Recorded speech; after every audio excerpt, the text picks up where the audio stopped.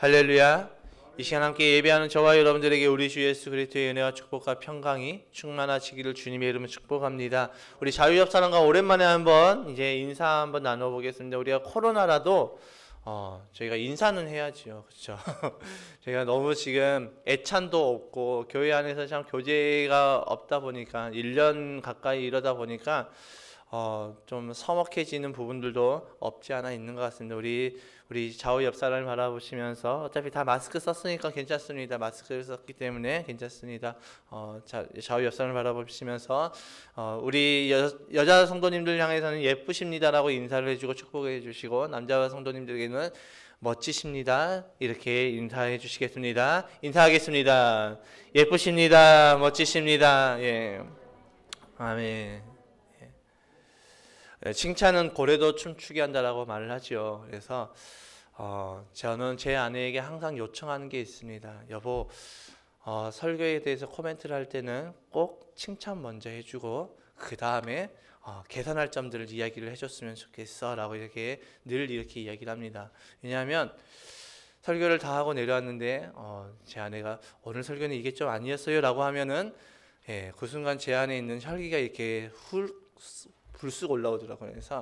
그래서 늘 저희는 칭찬을 요청을 하는 것 같습니다. 저희 교회가 제가 지지난주 아마 11월 첫 주나 그때 제가 한번 설교를 할 때 그것을 설교를 했던 것 같습니다. 교회가 너무 칭찬을 아끼고 있다. 성경의 말씀을 보면 칭찬은 사람을 단련시킨다라고 이야기를 하고 있습니다. 그래서 칭찬은 사람을 교만하게 만들지 않으니까 마음껏 칭찬해 주시기 바랍니다. 설교에 대해서 코멘트도 해주셔야지, 피드백을 해주셔야지 저도 더 성장이 됩니다. 그래서 저희 성도님들, 제가 앞에 서 있는 이 담임 목사가 이 정도 수준에서만 만족하신다라면은 지금처럼 그렇게 피드백을 안 해주셔도 됩니다. 그렇지만 더 성장되기를 원하신다라면 꼭 피드백을 해주시기 바랍니다. 피드백을 해주실 때는 순서가 있습니다. 먼저 칭찬을 하시고, 그런데 말입니다, 이거는 이런 부분들도 좀 다뤄줬으면 좋겠어요 라고 이렇게 해주시면 제가 또 이제 설교를 준비하면서 더 신경 써서 준비를 하겠습니다. 그래서 이 정도에 만족하신다 하면은 그대로 계시면 됩니다. 그렇지만 더 성장되기를 원하시고, 또 나의 믿음도 성장되기 원하고 우리 교회의 신앙 수준이 성장되기를 원하신다라면 꼭 설교에 대해서 피드백을 해주시고 문자로 보내주시고 카톡으로 보내주셔도 되고요. 인사로 해주셔도 됩니다. 이렇게 해주셨으면 좋겠습니다. 제가 성장되기 위함입니다. 이제 오늘 설교를 통하여서 함께 은혜를 나눠보고자 합니다. 설교 제목이 한번 따라해 보겠습니다. 바꾸는 것은, 다시 한번요. 바꾸는 것은 사랑입니다. 바꾸는 것은 사랑입니다. 사랑이 바꾸는 것입니다. 오늘 말씀을 통해서 우리가 함께 이 사랑에 관해서 함께 하나님의 말씀을 나눠보고자 합니다. 한 조직의 보스가 어느 날 상대 세력의 기습에 의해서 칼에 찔렸습니다. 근데 정말 다행이게도 목숨에 있는 지장이 없었습니다. 그래서 그 남자는 병원에 입원을 하고 수술을 했습니다. 그런데 그 병원의 분위기가 좋지 않습니다. 조직의 두목이 이제 병원에 입원했기 때문에 수많은 조직원들이 그 병실 앞을 지키고 있습니다. 많은 간호사들과 의사들이 벌벌 떨면서 있습니다. 그런데 그 남자를 이제 담당했던 그 여의사만은 떨지 않았습니다. 떨지 않은 척을 했습니다. 그런 당당함에 이제 남자는 이끌렸습니다. 담당 의사 역시 그 남자가 이제 붕대를 벗는데 우락부락하게 생겼을 줄 알았는데 너무도 잘생긴 그 모습을 보면서 그 남자에게 이끌렸습니다. 남자의 그 애정 공세에 의해서 이제 결국 여자는 마음을 열었고 결국 둘 다 사랑에 빠졌습니다. 그런데 어려움이 닥쳐왔습니다.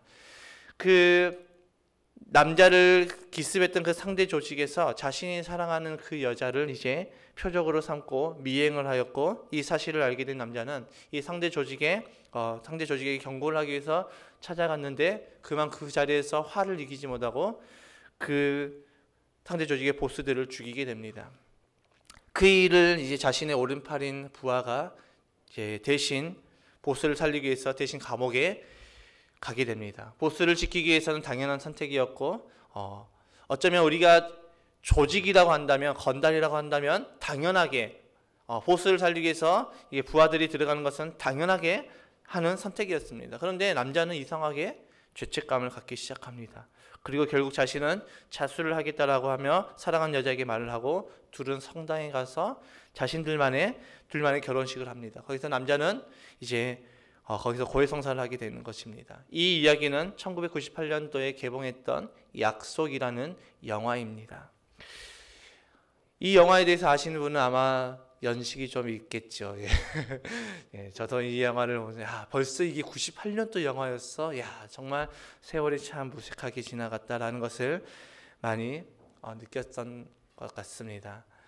저는 이 영화를 참 재미있게 봤습니다. 그 당시에는 참 재미있게 봤는데 지금 와서 그 영화를 생각해 보니까 저에게 어떤 내용이 보였냐면, 남자가 한 여자를 사랑했고 그 여자의 역시 남자를 사랑하였습니다. 근데 그 여자가 남자를 사랑함으로 인하여서 여자의 사랑을 받은 그 한 남자의 변화되는 모습들이 그 영화를 통해서 보여지는 것을 보게 되었습니다. 오늘 본문의 말씀에서 예수님께서 예루살렘에 입성하신 후에 이제 종교 지도자들과 함께 신앙 논쟁을 하는 중에 이제 한 율법사가 나와서 이제 예수님께 이렇게 질문합니다. 예수님, 어떤 계명이 크고 어떤 계명이 작습니까? 라고 묻습니다. 왜 이 율법사는 이런 질문을 했을까요? 왜 하나님의 계명에서 어떤 것은 크고 어떤 것은 작다라고 그들이 생각했을까요? 당시 랍비들은 이 율법 조항을 모세가 만들었던 그 율법, 모세가 하나님께로부터 받았던 그 율법 조항을 613개로 구분하였는데, 이 중에서 248개의 조항은 굉장히 중요하다라고 생각을 했고 나머지 365개의 조항은 조금 더 덜 중요하다라고 분류했습니다. 그 이유가 무엇일까요? 613개나 되는 그 모든 율법을 자신들도 다 지킬 수 없었기 때문에 자신들만의 편법을 사용하기 시작했습니다. 그런데 이 기준을 나누는 데 있어서 큰 계명과 작은 계명을 나누는 데 있어서 이 랍비들 사이에서도 많은 논란이 있었습니다. 이것까지는 큰 계명이야. 아니야. 이것은 괜찮아. 이것은 우리가 좀 가볍게 여겨도 돼. 이런 부분에서 그 당시 랍비들 사이에도 많은 논란이 있었기 때문에 율법사가 나와서 예수님께 이런 질문을 하게 된 것입니다. 그런데 예수님의 대답은 너무나도 심플하게 대답하죠. 크고 첫째 되는 계명은 하나님을 향한 사랑이며, 그와 똑같은 계명이 있는데, 중요한 계명이 있는데 그것은 내 이웃을 내 자신과 같이 사랑하라고 말씀하는 것입니다. 예수님의 이 심플한 대답에는 바로 이런 뜻이 있습니다. 계명에 크고 작은 것이 없다. 계명에는, 하나님의 말씀에는 더 중요하지 않은 것이 없다라고 분명하고 단호하게 말씀하시는 것입니다. 그러면서 이 예수님의 대답에는 무슨 의미가 또 담겨져 있습니까? 너희들 율법의 행위가 중요한 것이 아니라 바로 사랑이 중요하다라고 말씀하시는 예수님의 모습을 볼 수가 있습니다. 이 당시 율법주의자들은 하나님을 향한 사랑은 각별했습니다. 아니, 하나님을 향한 사랑을 내가 이만큼 하나님을 사랑한다라고 나타내기 위해서 그들은 자신의 모습을 늘 드러내기를 원했습니다. 그런데 그들은 스스로 의롭다 하면서 죄인과 세리와 이방인들을 멀리했고 그들을 인간 취급하지 않았습니다. 하나님은 사랑한다라고 이야기를 하는데 주변의 이웃들을 돌아보지 않았던 것입니다. 대표적인 그 예를 들면 바리새인과 세리의 기도를 들어볼 수가 있죠. 누가복음 18장 9절에서 14절의 말씀을 보면 이 바리새인과 세리의 기도에 대해서 예수님께서 말씀하실 때 바리새인은 이렇게 하나님께 기도했다라고 말씀하십니다. 바리새인은 어떻게 기도했냐면, 하나님이여, 나는 다른 사람들 곧 토색, 불의, 간음을 하는 자들과 같지 아니하고 이 세리와도 같이 아니함을 감사하나이다. 이렇게 기도하고 있었다라는 것입니다. 이처럼 자신의 의를 드러냄을 거룩하다고 생각했던 율법주의자들에게 하나님의 사랑과 이웃 사랑이 똑같이 말씀하신 그 예수님의 대답은 너무나도 충격적인 대답이었습니다. 그런데 오늘날 우리도 좀 이런 식으로 기도하고 있는 모습들이 있는 것 같습니다. 하나님, 제가 이제 이게 길을 가면서 술을 거나하게 취해서 이렇게 휘청휘청 되시는 분들을 바라보면서 예전에는 어떤 생각을 했냐면, 저 인생 너무 불쌍하다 라는 생각을 했습니다. 그런데 그 불쌍하다라는 그 말에 어떤 의미가 있었냐면, 나는 저렇게 살지 않아서 너무나도 다행이다라는 그런 의미가 내포되어 있었습니다. 물론 그때는 제가 비신자의 그 마음을 이해하지 못했기 때문입니다. 그런데 가정교회를 준비하면서 이제 하나님을 믿지 않는 비신자의 그 마음을 그 입장에서 생각하다 보니까 왜 저렇게 술을 먹을 수밖에 없었을까? 그 상황이 궁금해지더라고요. 오늘날 수많은 그리스도인들이 이렇게 기도하고 있습니다. 제가 사역을 하면서 이제 예배를 드리면은 큰 교회 같은 경우는 이제 술을 거나하게 취하고 이제 예배를 드리러 오신 분들이 가끔 나타납니다. 그러면 이제 저희는 엄청 바빠집니다. 그리고 주변에 그분이 앉으신 그 주변의 성도님들의 그 인상은 다 찌푸려집니다. 왜일까요? 우리 안에 이런 마음이 있습니다. 어떻게 하나님 앞에 예배를 드리러 나오는데 술을 먹고 나올 수가 있어?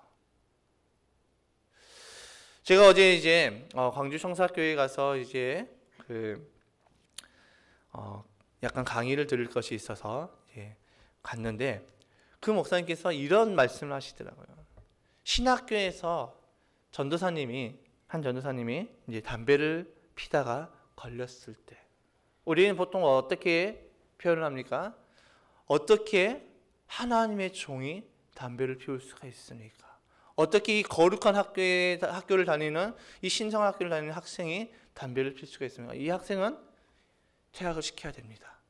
이게 우리가 생각하는 당연한 반응입니다. 그런데 목사님께서 이런 말씀하시더라고요. 그런데 그 가운데 한 사람이 그 사람을 찾아가서 임마 담배를 필 거면 좀 안 걸리게 피든가. 담배 못 끊더라도 어떻게 해서든 숨어서 피더라도 이 학교만큼은 졸업을 해라.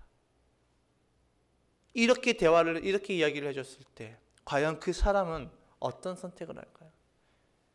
퇴학입니다라고 했을 때 그 사람은 이제 그 사람이 담배를 끊고 다시 신학을 할 수 있는 그 기회가 또다시 찾아올까요?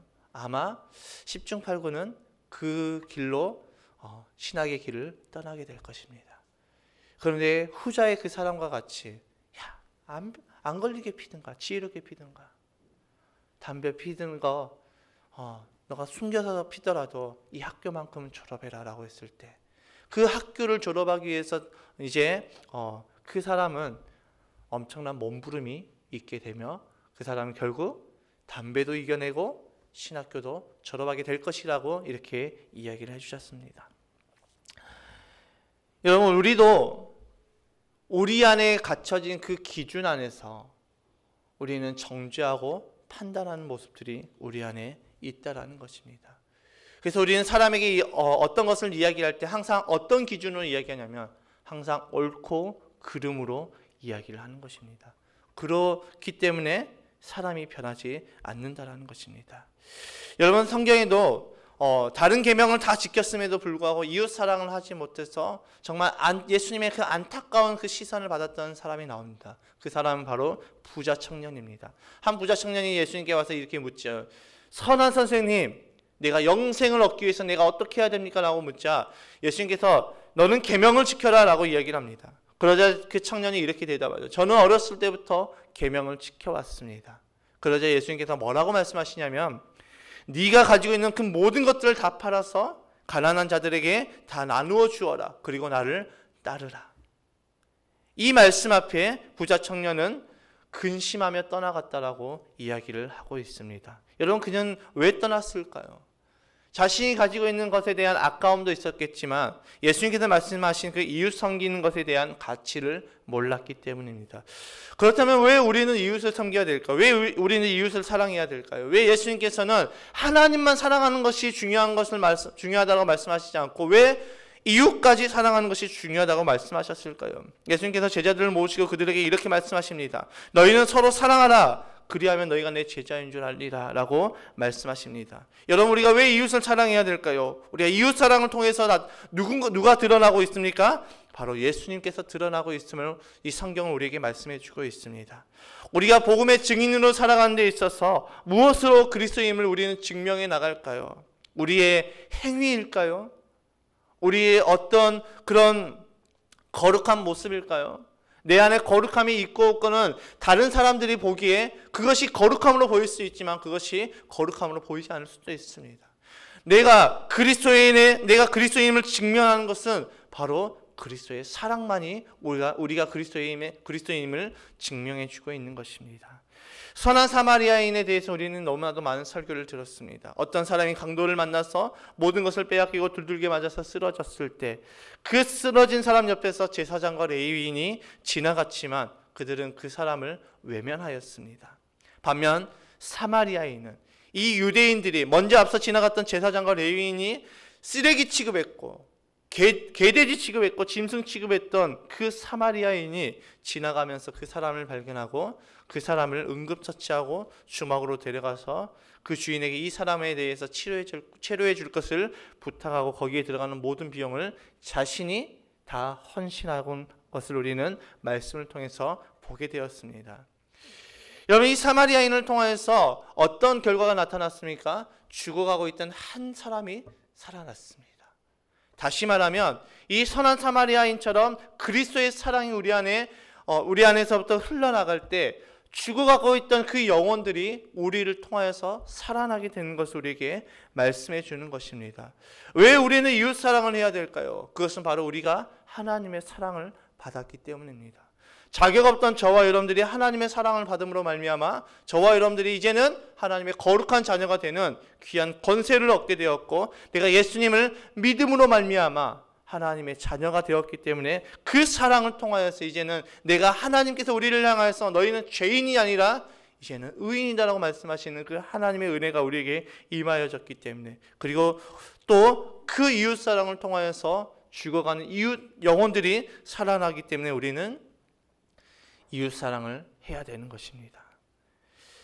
이렇게 우리가 이웃 사랑을 할 때 사람은 변합니다. 한 꼬마 아이가 이제 성경학교를 마치고 집으로 가는데 귀신을 만났습니다. 너무나도 놀라서 어버버버 거리고 있는데, 그날 그 꼬마 아이는 성경학교에서 무엇을 배웠냐면 전도사님이 여러분 귀신을 만나면 우리는 어떻게 해야 될까요? 이렇게 하면서 귀신을 만났을 때 그 행동 대처를 배웠습니다. 그 전도사님이 이야기했던 그 행동 대처는 무엇이었습니까? 나사렛 예수의 이름을 명하노니 더러운 귀신아 떠나가라. 우리 이거 너무나도 잘 알죠. 근데 그 꼬마가 너무나도 갑작스럽게 나타난 그 귀신 앞에 어버버버 이렇게 하면서 그 말이 생각나지 않았어. 어떻게 하지 발을 동동 굴리고 있는데 순간 그날 배웠던 찬양이 생각이 나서 귀신을 향해서 그 찬양을 불렀습니다. 당신은 사랑받기 위해 태어난 사람. 그 찬양을 들은 귀신이 그 아이에게 이런 노래를 불러줬다고 합니다. 감사해요, 깨닫지 못했었는데 내가 얼마나 소중한 존재라는 걸. 여러분, 이 짤막한 이 예화 가운데 어떤 뜻이 담겨져 있습니까? 사랑은 귀신도 바꾼다라는 것입니다. 귀신의 입장에서 한번 생각해 보시기 바랍니다. 자기를 보는 사람마다 더럽다고 이야기를 하고 떠나가라고 이야기하고 물러가라고 이야기하는데, 그 아이가 당신은 사랑받기 위해 태어난 사람이라고 하자 그 귀신의 마음이 녹아져 내렸습니다. 그리고 감사하다라고 고백을 하였습니다. 여러분, 사람을 바꾸는 것은 우리의 말이 아니라, 우리의 옳고 그름의 기준이 아니라 하나님의 말씀이, 하나님의 사랑이라는 것입니다. 제가 얼마 전에 강창옥 교수님의 그 강의를 유튜브를 통해서 이렇게 들었는데, 그 교수님이 건강한 부부의 특징에 대해서 이렇게 말해주는데, 건강한 부부의 특징은 서로를 부르는 호칭이 있다라는 것입니다. 그러니까 건강한 부부가 부르는 서로에 대한 호칭과 건강하지 않은 부부가 부르는 호칭이 서로 다르다는 것입니다. 아십니까? 혹시 어떤 다른 의미를 갖고 있는지? 예, 궁금하시죠? 좀 이제 우리 부부가 좀 위험하다 싶으면 지금 좀 집중을 해서 말씀을 들어보시기 바랍니다. 건강한 부부의 호칭은 어이, 자네, 누구 아빠, 누구 엄마 이렇게 부르는 것이 아니라 그 사람의 이름을 말하면서 누구씨라고 이야기를 합니다. 그러니까 제가 제 아내에게 뭐 유혜리 엄마, 이렇게 이야기하는 것이 아니라 민재 씨라고 이야기를 합니다. 이렇게 이야기했을 때 그 부부는 정말 건강하다라고 이야기를 합니다. 좀 우리 수십 년을 같이 산 우리 부부에게 있어서 이름을 부른다는 것은 너무나도 어려울 수 있습니다. 그러나 오늘부터 한번 해보시면은 정말 부부의 그 대화가 달라지는 것을 볼 수가 있습니다. 또 어떤 호칭이 있냐면 자기 혹은 여보라는 호칭으로 부른다라고 합니다. 그런데 이 호칭보다 더 좋은 것이 있는데 그것이 바로 애칭이라는 것입니다. 그러면서 강창호 교수님께서 자기 부모님에 관해서 이렇게 이야기를 하는데 자기 어머님이 아버지를 부르는 애칭이 있다는 것입니다. 그 애칭은 인간이라는 것입니다. 으이구 인간아.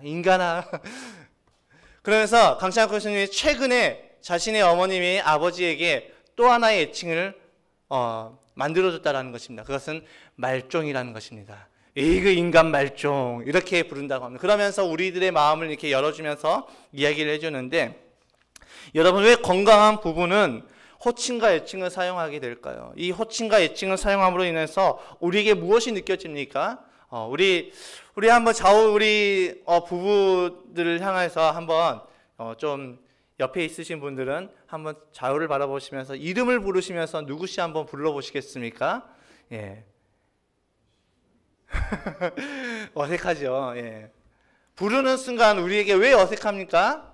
부르는 순간 우리에게 어떤 마음이 들어옵니까? 쑥스러우면서도 이렇게 좀 애틋한 마음들이 올라오지 않습니까? 우리가 애칭을 부르고 또 호칭을 우리가 부르게 되면은 사랑이 느껴집니다. 그 사랑이 느껴지니까 부부 관계가 건강해지는 것입니다. 혹시 우리 교회 성도님들 중에서 이거 인간아라고 하시는 분이 있다면 회개하시기 바랍니다. 인간아라고 부르지 마시고 그 인간에게 하나님께서 붙여주신 그 고유의 이름을 불러서 대화를 열어가시기 바랍니다. 여러분 인간 말종인 그 남편을 바꾸는 방법이 무엇일까요? 또 남편의 입장에서 까칠하고 정말 날카로운 아내를 바꾸는 방법이 무엇일까요? 옳고 그름의 지적을 통해서 바꿔질까요? 당신이 이게 잘못됐어. 당신이 이게 잘못이야 라고 했을 때 변화가 되든가요? 오히려 더 큰 싸움이 일어났지 변화가 되지 않습니다. 어떨 때 우리는 바뀌게 될까요? 사랑을 할 때 바뀌어지는 것입니다. 서로 사랑의 호칭을 부르며 또 사랑의 대화를 해나갈 때 부부 관계는 변하게 되는 것입니다. 지금 저희 부부는 요즘 대화를 많이 하고 있습니다.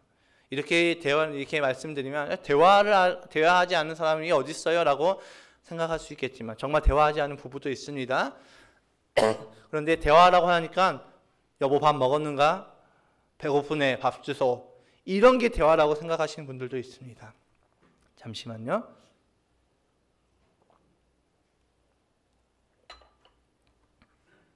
근데 사실 대화는 이런 1차원적인 대화를 대화라고 하지 않습니다.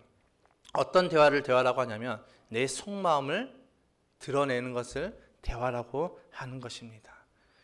부부 사이의 대화는 속마음을 이야기하는 것입니다. 그런데 이 속마음을 이야기하라고 하면 어떻게 합니까? 처음에는 잘합니다. 나는 이게 서운했어. 당신을 바라보면 당신 이게 좀 아닌 것 같아 라고 하면은 처음에는 듣다가 점점 뭐가 올라옵니까? 짜증이 올라오면서 그러면서 니는 이렇게 하면서 모든 대화의 장이 다 끝이 납니다.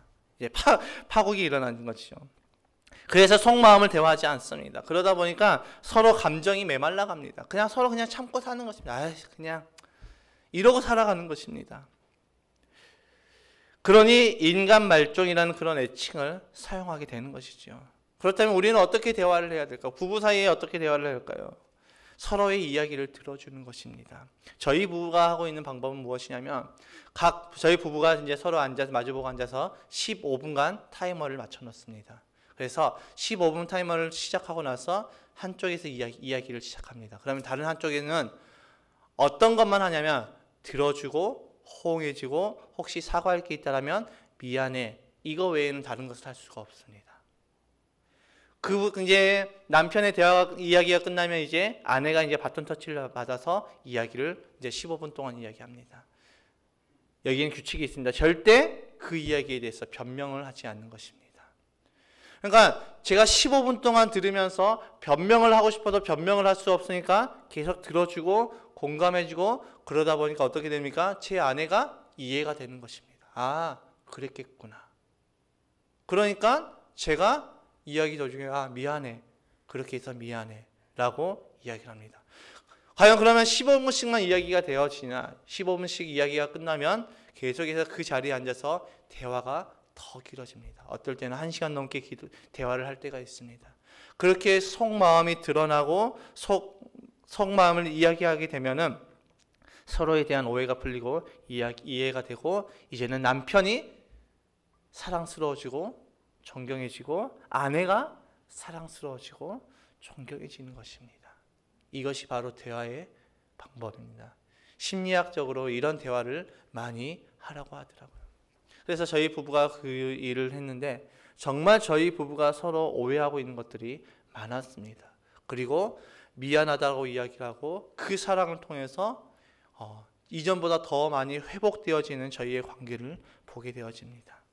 그런데 참 재미있는 것은 지금 저희 부부가 하고 있는 이 모습이 어디에서 일어나고 있냐면 목장 안에서 일어나고 있다는 것입니다. 삶을 나눌 때 그 나누는 사람의 말을 끊지 않고 끝까지 들어주고 호응해 줄 때 마음이 열리게 됩니다. 믿지 않은 사람들이 왜 목장 안에서 변화가 되어질까요? 왜 목장을 좋아할까요? 목장 안에서 누군가가 나의 이야기를 들어주고 나의 어려운 상황에 호응을 해주는 그 모습을 통해서 그리스도인들에 대한 오해가 풀리고 그들에게서 그리스도의 사랑을 느끼게 되는 것입니다. 또 목장 안에서 들어주는 것만 있는 것이 아니라 정성껏 준비한 애찬을 나누며 그리스도의 사랑을 느끼게 됩니다. 그로 인해서 믿지 않는 자들의 마음이 열리고 그 안에 그리스도의 사랑이 들어가서 변하게 되는 것이지요.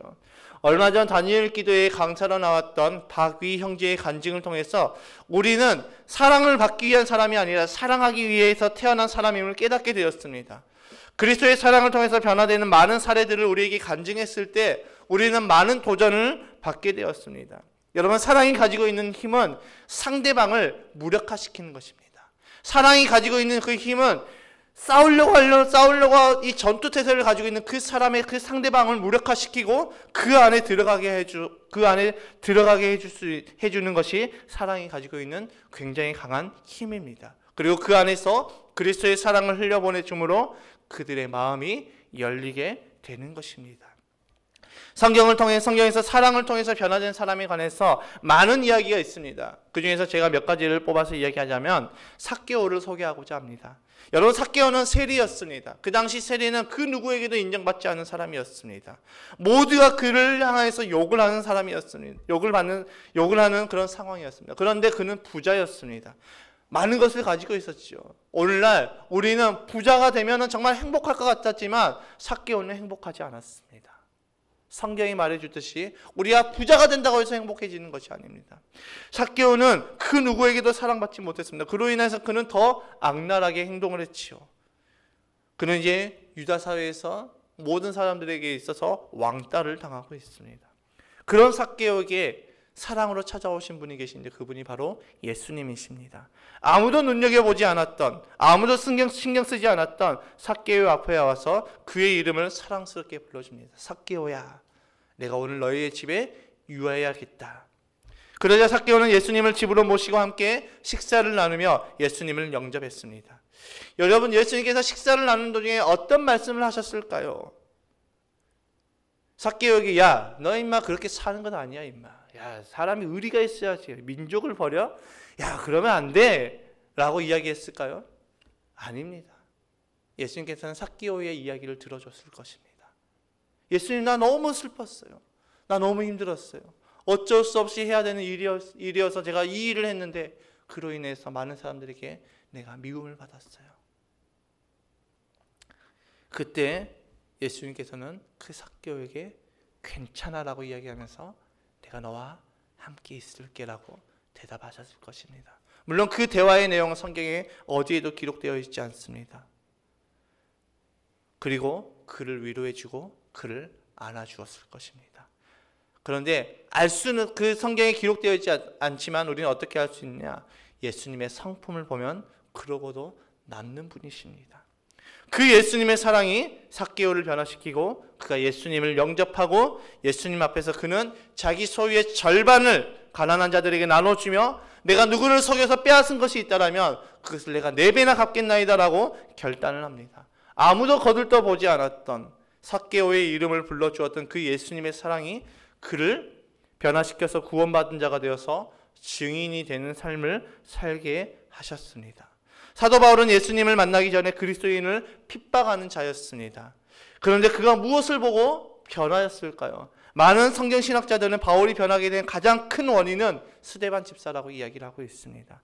자기 앞에서 스데반 집사가 돌에 맞아 죽어가고 있는데 왜인지 그는 자신을 죽인 자들 향해서 저주하지 않습니다. 자신을 죽인 자들 향해서 증오하지 않습니다. 오히려 그는 자신을 죽인 자들 향해서 하나님을 향해서 하나님께 이렇게 기도합니다. 주님, 저들을 용서하여 주시옵소서. 그 스데반의 고백을 들은 바울의 심경이 이제 변화가 시작이 되어집니다. 그 후로 그는 다메섹에서 예수님을 만나고 예수님의 음성을 듣게 되어집니다. 과연 예수님께서 바울의 이름을 말할 때 사울아 사울아라고 이야기를 했을 때 어떤 식으로 이야기했을까요? 따지듯이 이야기했을까요? 아닙니다. 사울아 사울아, 너무나도 따뜻하게 왜 너는 나를 핍박하느냐. 그 스데반의 용서와 죽음 그리고 예수님의 그 따뜻한 음성이 사울이 되었던 사울을 바울로 변하게 하였고 그는 죽기 직전까지 복음의 증인된 삶을 살아가게 되었습니다. 여러분, 사람을 바꾸는 것은 나의 옳고 그름의 기준이 아니라 나의 판단이 아니라 하나님의 사랑입니다. 그런데 이 사랑에 대해서 우리는 오해하고 있는 것이 있는데 이 사랑은 한없이 기다려줘야지 되는 줄 알고 있습니다. 아닙니다. 이 사랑의 말씀을 통하여서 권면해 주는 것, 사랑의 말씀을 통하여서 책망해 주는 것, 그리스도의 사랑으로 책망과 권면을 할 때 그 사람은 깨닫게 되는 것이고 그 사람은 변하게 되는 것입니다. 책망하라고 해서 당신 그러면 안 돼 라고 하는 것이 아니라 사랑의 마음으로 품어주며 기도하며 하나님께서 그것을 말할 수 있는 그 기회가 되었을 때 그것을 말할 때 그는 변하게 되는 것입니다. 말씀을 정리합니다. 여러분, 사람을 바꾸는 것은 나의 말이 아니라 나의 기준이 아니라 사랑입니다. 여러분, 말로 사람을 바꿀 수 있었다면 굳이 예수님께서 이 땅에 내려오실 필요가 없었습니다. 굳이 이 땅에서 내려오셔서 십자가에 못 박힌 수고를 하지 않으셔도 되었습니다. 그럼에도 불구하고 예수님께서는 이 땅에 내려오셨습니다. 왜일까요? 오직 그 길만이 우리를 구원할 수 있는 유일한 길이시기 때문입니다. 제 아내가 이제 요즘 강남중앙침례교회 최병락 목사님의 설교를 많이 듣는데 그 목사님의 설교를 듣는 중에 이제 저에게 이런 말씀하는 거예요. 예전에 어느 한 설교자가 이제 이런 말씀을 했다라는 거예요. 과연 정말 구원받는 그 길이 예수님 외에 또 다른 길이 있었더라면 예수님께서는 이 땅에 오셔서 그 길을 우리에게 알려주셨을 것이다. 그만큼 예수님은 우리가 구원받기를 원하신다라는 것입니다. 그런데 그 길이 다른 길이 없고 오직 예수님만 있기 때문에 예수님께서는 그것을 너무나도 강렬하게 우리에게 말씀해 주셨다라는 것입니다. 왜 예수님께서 우리에게 구원의 길을 우리에게 말씀해 주셨을까요? 우리를 사랑하기 때문입니다. 그 사랑을 통해서 우리는 변화가 되었고 그 사랑을 통해서 제자들이 변화가 되어서 복음의 증인이 되었고 그 사랑을 통해서 저와 여러분들이 이제 변화가 되어서 하나님의 거룩한 자녀가 되었습니다. 그 사랑을 통해서 이제는 내 가족이 변화가 되는 것입니다. 더 나아가서 그 사랑을 통하여서 믿지 않은 영혼들이 이제 변하게 되는 것입니다. 박위 형제의 말처럼 우리는 사랑받기 위해 태어난 존재가 아니라 사랑하기 위해서 태어난 존재입니다. 물론 하나님의 사랑을 모를 때는 하나님의 사랑을 받아야지요. 그 사랑을 받고 변화된 우리는 이제 언제까지 사랑을 갈구하는 것이 아니라 그 사랑을 흘려보낼 때 우리는 그 사랑을 비로소 더욱더 풍성해진 그리스도의 사랑이 우리에게 임하게 되는 것입니다. 그 사랑을 통해서 이제는 우리는 사랑해야 됩니다. 언제나 사랑받기만을 원하는 어린아이의 신앙이 아닌 그리스도의 사랑을 흘려보냄으로 많은 사람들을 변화시키는 저와 여러분이 되시기를 주님의 이름으로 축복합니다. 그러기 위해서는 먼저 우리의 내면이 치유가 되어야 됩니다. 내 안에 상처가 있는데 내가 어떻게 남을 포용해주고 남을 사랑해줄 수 있겠습니까? 먼저 우리가 치유가 되어야 됩니다. 그래서 이 시간 한번 결단했으면 좋겠습니다. 제가 설교 가운데 말씀드렸던 이 부부의 대화법, 15분씩 알람을 맞춰놓고 이야기할 때 들어주고 공감해주고 호응해주고 어떠한 변명을 대는 것이 아니라 변명을 대는 그 순간 상대방의 입은 막혀져 버립니다. 제가 제 아내와 그 대화를 하기 전에는 제 아내가 어떤 것을 저의 지적을 이야기하면 저는 항상 아니 그게 아니라 이것 때문에 그랬어라고 하면서 서로 언성이 높아지고 싸우게 되고 서로의 입은 다물어졌습니다. 그런데 저희가 이 부부 대화법을 하고 나서는 대화가 멈춰지지 않습니다. 아이들 때문에 어쩔 수 없이 대화를 멈춰야 되는 그 상황이 아니면 끊임없이 대화를 합니다. 그리고 혹여라도 제가 아내의 마음을 좀 기분 나쁘게 했거나 혹은 아내가 제 기분을 나쁘게 했다면 그 즉시 사과를 합니다. 여보 미안해. 내가 잘못 말했어. 더 커지기 전에 이제 회복이 되는 것입니다. 우리 부부가 정말 건강해져야지 우리의 자녀들이 건강한 가정을 세울 수가 있습니다.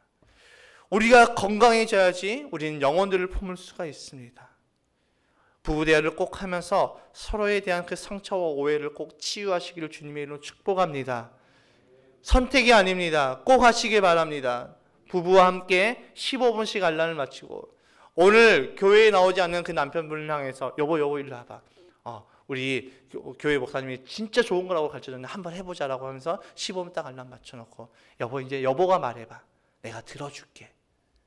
계속 들어줍니다. 처음에는 화가 날 수도 있습니다. 그러나 꾹꾹 누르면서 들어줍니다. 다 들어주고 나서 그랬구나. 여보 미안해. 이제 내가 한번 이야기해보고 여보가 나처럼 들어줘. 이렇게 해서 시작해 보시기 바랍니다. 또 함께 예배를 드린 우리 부부는 꼭 한번 해볼까? 라고 해서 꼭 시작하시기 바랍니다. 그러면 우리가 건강해짐을 통하여서 그리스도의 사랑이 흘러나가게 되는 것입니다. 그리고 또 한 가지 우리가 결단해야 될 것은 목장에 꼭 참석을 해야 됩니다. 우리가 목장 편성을 다 나눴습니다. 여러분 목장은 구역이 아닙니다. 구역으로 생각하시면 큰 오산입니다. 목장은 하나의 교회입니다. 그 교회 안에서 치유와 회복과 또 기도의 응답과 또 영혼 구원의 사역이 일어나게 되는 것입니다. 그 목장 안에 꼭 들어와서 목장 안에서 이런 사역하시는 일하시는 그 하나님을 경험하시기 바랍니다.